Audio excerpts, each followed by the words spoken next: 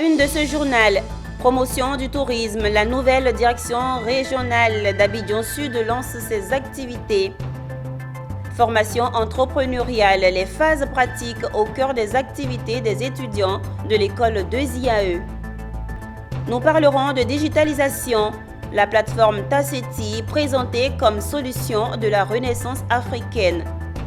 Et à Boisflé, Zoro Bibalo, président de la Haute Autorité pour la bonne gouvernance, a parrainé une séance de consultation et de soins médicaux pour les populations de Kononfla dans le département de Saint-Fra.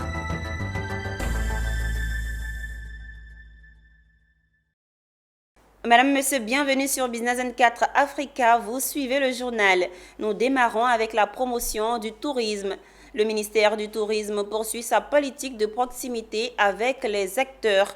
Dans cette vision, une nouvelle direction régionale vient de voir le jour. Il s'agit de la direction régionale d'Abidjan Sud.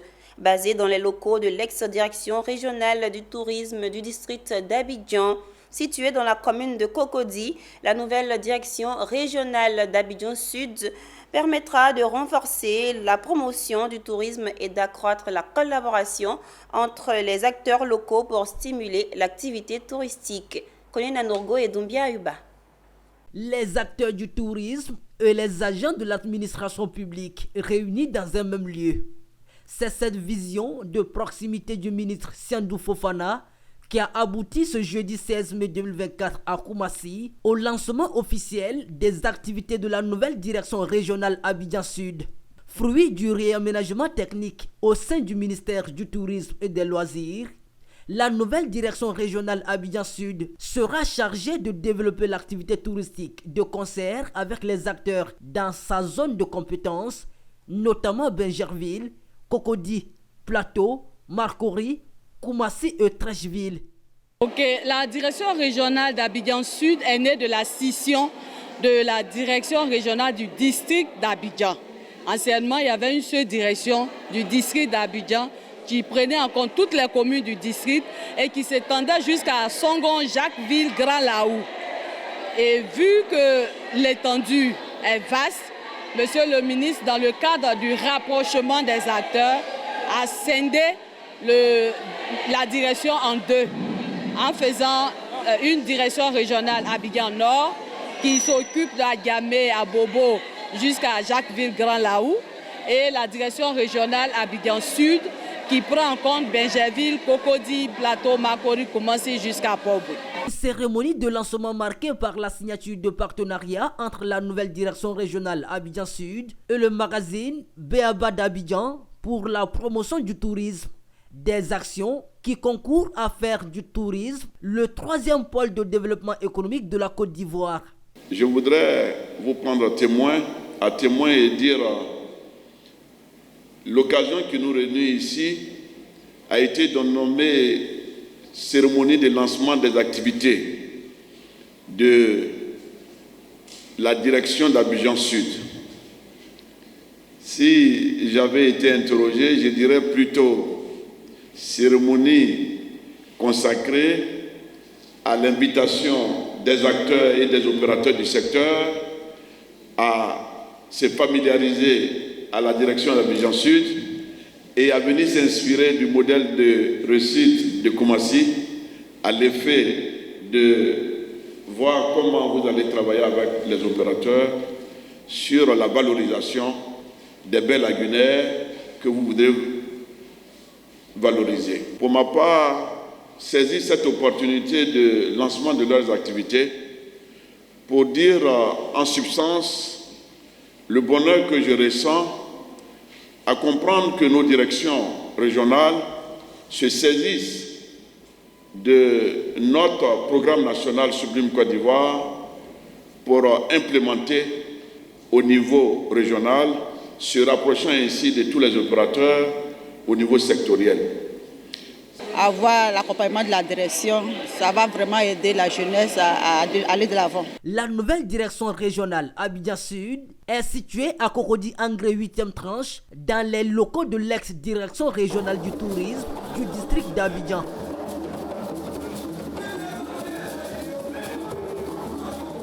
Poursuivons avec une note de formation entrepreneuriale. Les étudiants de la première année de la filière agriculture tropicale option production animale et agriculture tropicale option production végétale de Yopougon, ainsi que les étudiants de la deuxième année BTS en génie topographique de Palmeraie ont eu l'opportunité de participer à une mise en situation pratique à l'université de l'entrepreneuriat à Azagué, Aoua, et au camp de IAE Azagué Mbromé. Cette activité visait à permettre aux étudiants de se familiariser à l'outil mécanique moderne et de mettre en pratique les techniques apprises en cours. Michel Brou. Le pratico-pratique, une formule développée au sein de l'Université de l'entrepreneuriat du groupe école de IAE. C'était justement l'essentiel de la mise en situation pratique des étudiants des premières années BTS d'agriculture tropicale, option production animale, d'agriculture tropicale, option production végétale de Yopougon, ainsi que les étudiants des deuxième années BTS, génie topographique de Palmeraie. Ces étudiants ont pu se prêter à des séances pratiques portant sur l'usage d'outils et des techniques de soins d'animaux, mais également d'engins mécaniques modernes tels que les débroussailleuses, l'atomiseur, entre autres, spécifiques à l'entretien des vergers. Cette expérience leur a permis de comprendre l'importance de l'utilisation de ces outils de leur filière. Depuis ce matin, nous avons commencé une activité de récolte, d'apprendre les machines qui vont nous permettre de cultiver, de récolter et tout. Et moi, ce que je retiens, c'est que les machines vont nous faciliter par rapport aux récoltes. On va moderniser notre récolte et qu'on va apprendre plus encore. Aujourd'hui, d'un premier temps, comment connaître le médicament, la posologie et quelles maladies, identifier la maladie adéquate à traiter et quels médicaments, association des médicaments et eux-mêmes tirer le médicament, connaître la posologie, le poids de l'animal et enfin faire l'injection.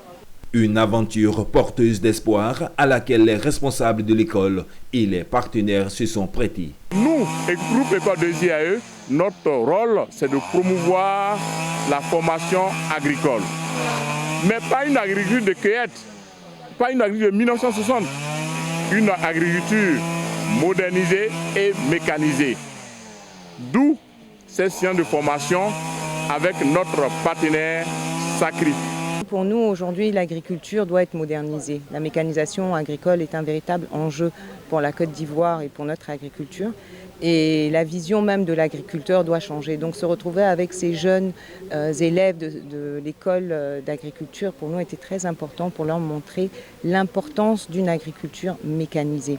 La mise en situation pratique des étudiants a été une expérience enrichissante et permis de se familiariser avec l'utilisation d'outils mécaniques modernes afin de mettre en pratique les techniques apprises en cours. Elle a également renforcé leur esprit d'entrepreneuriat et de s'imprégner des réalités du terrain dans leurs domaines respectifs. Une note de digitalisation. La plateforme Taseti a été présentée récemment lors d'une conférence de presse comme une plateforme numérique de très haute technologie. Cette plateforme se veut une solution efficace et innovante pour la renaissance de la communauté africaine. Sandrine Kwame et Doumbia Ayouba nous font le point. Des solutions africaines aux problèmes africains, et cela même en matière de finances. La nouvelle application Taseti est justement la quintessence de cette philosophie africaine. Ce mercredi 15 mai 2024, ce sont les concepteurs de cette nouvelle plateforme financière qui l'ont présentée au public et aux hommes de médias. Taseti est la plateforme numérique de la renaissance africaine. Elle est une plateforme d'investissement participatif qui va nous permettre à nous, Africains, d'aller rechercher notre souveraineté et notre développement économique par le développement inclusif de tous les Africains.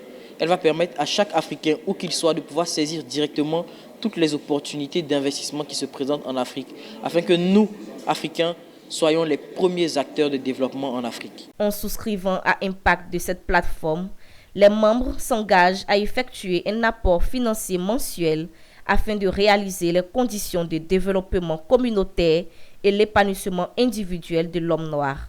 On parle beaucoup de renaissance africaine, mais il faut en avoir les moyens financiers.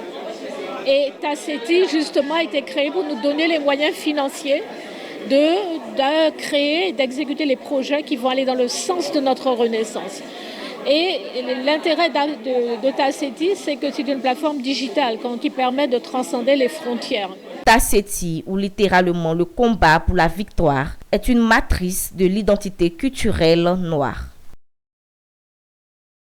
À Agboville, l'association des sages-femmes ivoiriennes a initié, à l'instar de la communauté internationale, la journée internationale de la sage-femme, placée sous le parrainage du ministre en charge de la Santé. La célébration visait à passer un coup de projecteur sur ces travailleuses dans l'ombre, ainsi que leur rôle crucial dans la réduction de la mortalité maternelle, néonatale et infantile. Le commentaire de Mondésir Nascimento.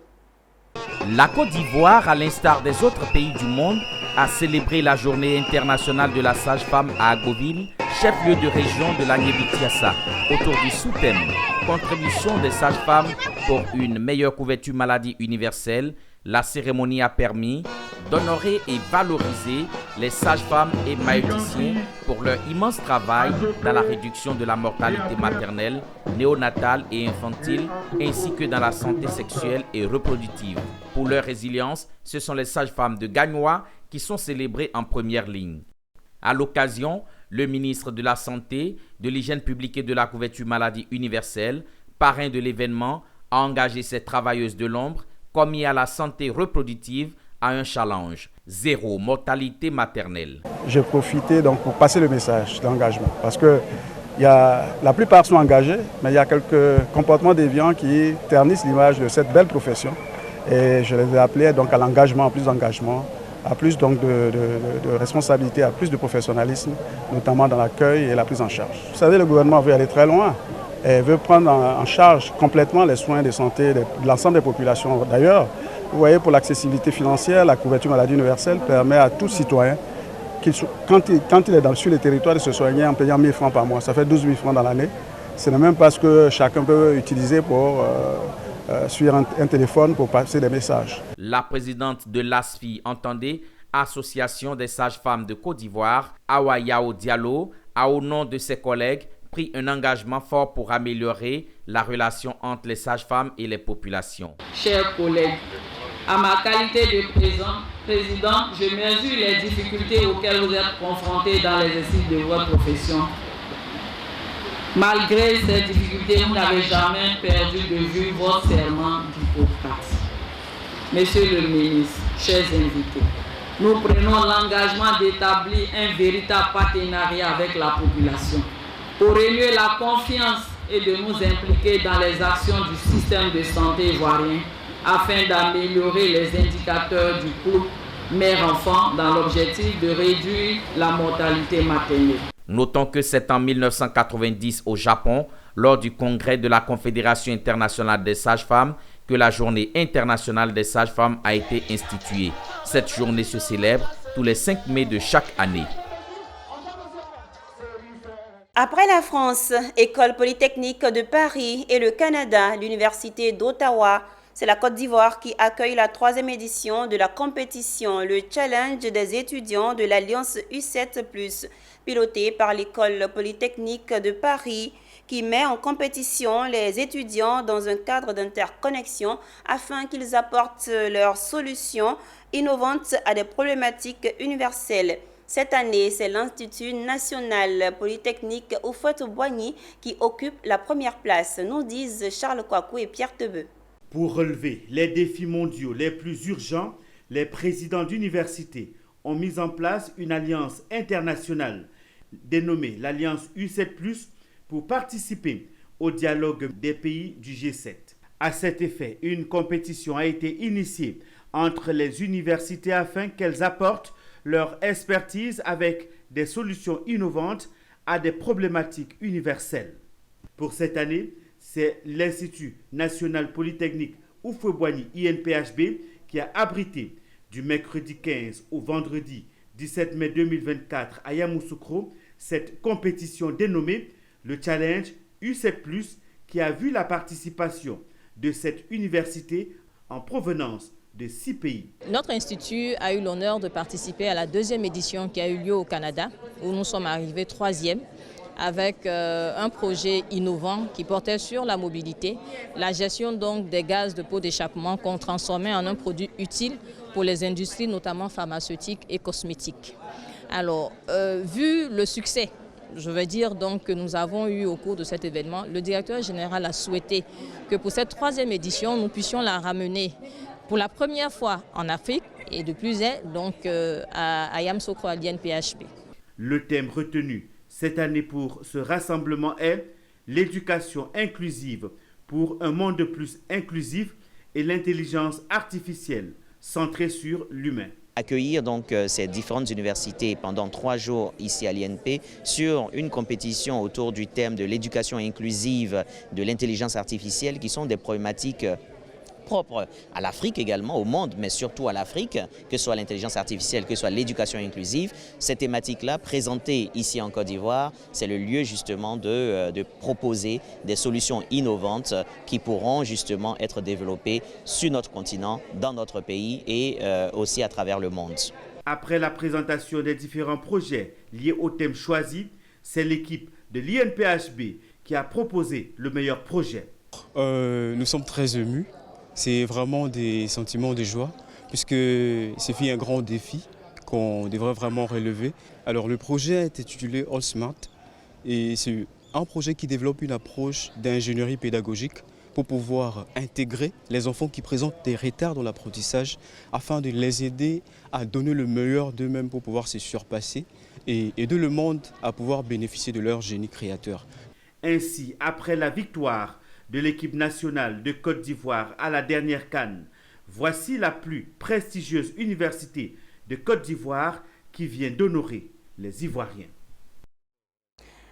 Rendons-nous à Boaké, au centre de la Côte d'Ivoire. Le maire Amadou Koné a procédé au lancement de la 6e édition de l'opération ménage de Boaké. Cette activité vise à garantir un cadre de vie sain et agréable aux populations de la 2e grande ville de Côte d'Ivoire. Le début de l'opération s'est effectué en présence de Emmanuel Bonzo, notre correspondant. Dans la droite ligne du concept Boaké Nouveau, le maire Amadou Koné fait de la salubrité un pilier important de sa gestion de la ville de Boaké. En 6 éditions de l'opération Grand Ménage, il engage à chaque fois ses administrés à créer un cadre de vie sain et agréable dans leur cité. Un message qu'il a réitéré lors du lancement de cette opération dans le quartier Belleville face aux pensionnaires du centre de service civique de Boaké. Il faut que les jeunes, surtout vous, que tous les jeunes s'impliquent dans les opérations de salubrité qu'on est en train de mener. Il faut que la ville soit accueillante, qu'elle soit attrayante. Et je voudrais vraiment compter sur vous pour qu'ensemble, nous fassions ce travail. Je voudrais vraiment vous féliciter et profiter de l'occasion pour féliciter la population de Boaké.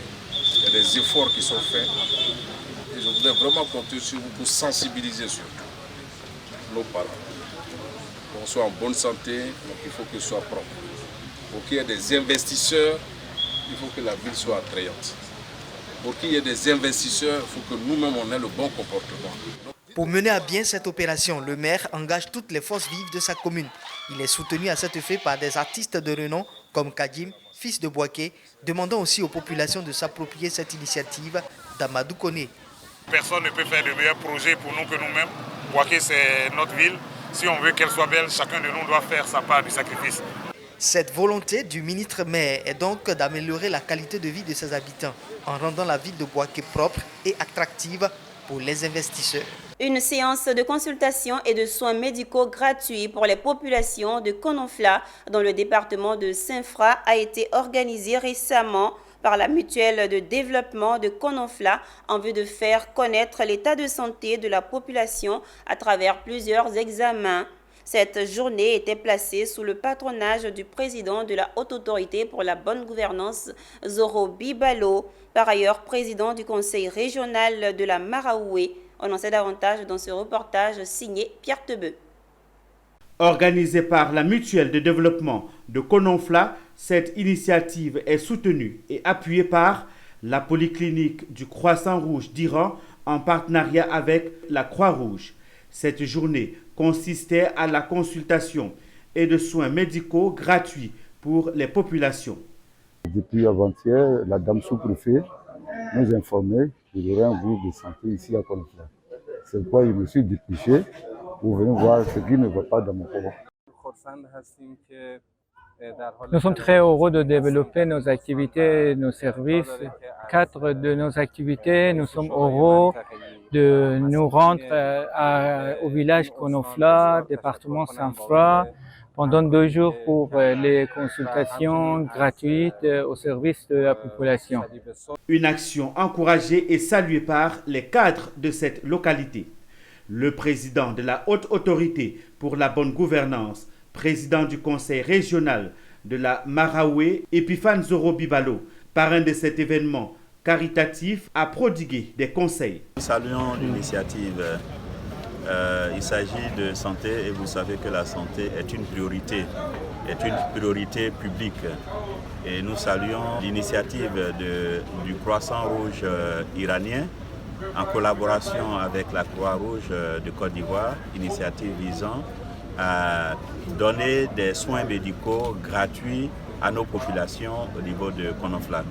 Désormais, les habitants de Konofla connaissent leur statut de santé à travers plusieurs examens tels que l'ophtalmologie, prise de poids et de tension. Un mot de culture dans ce journal et rendons-nous à Bondoukou. Le peuple Lobi du Gontougo a tenu son premier grand festival de valorisation et de promotion de la culture et de la langue Lobi. Anissé Kouadio, notre correspondant, nous fait le point. Des jeunes filles aux couleurs de leur tradition et le peuple sorti massivement danse au son du Yolong, qui est le balanfon Lobi, font vibrer leur corps dans une fierté totale. Nous sommes au cœur du festival Lobi du Gontougo Festilog, première édition.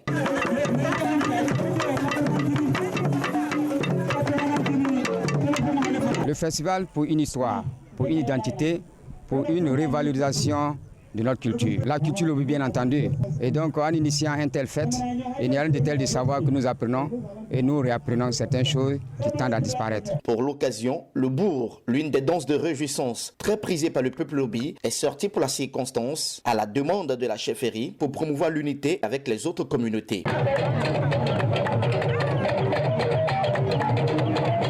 Vraiment, je suis très contente d'être Lobi.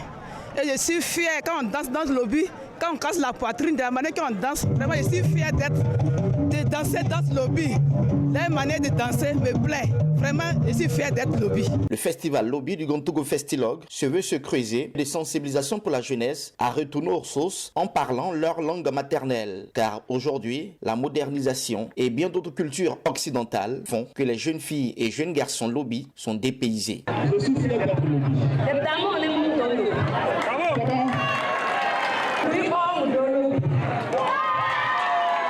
Nous promouvons la langue lobiri parce que notre génération, que nous sommes allés dans l'école occidentale, et c'est fait que nous avons perdu notre langue maternelle. Pour revenir en arrière dans notre racine, nous avons voulu reconstituer notre culture, notre langue, afin que nos enfants puissent parler la langue lobiri, quel que soit où ils sont. Le premier magistrat de la commune de Bondoukou, Onzoumana Ouattara, parrain de cette cérémonie, empêché, était représenté par son premier maire adjoint, qui a salué cette initiative. Chère population Lobi, brave, digne et intègre, notoirement reconnue pour sa loyauté, sa fidélité légendaire, guerrier et chasseur intrépide. Ils sont plus de 3000 festivaliers venus de tous les grands villages Lobi de la région du Gontougo qui ont participé à cette première édition du Festilog, qui, au dire des organisateurs, a pour objectif de promouvoir la culture et la tradition du peuple Lobi, un cadre de cohésion, de partage avec les autres communautés vivant dans le Gontougo.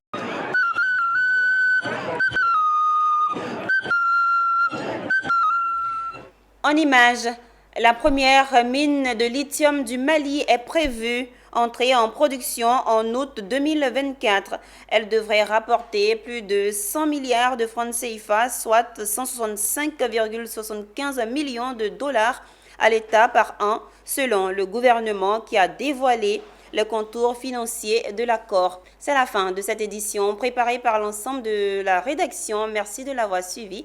Les programmes se poursuivent sur Business 24 Africa, la télé utile.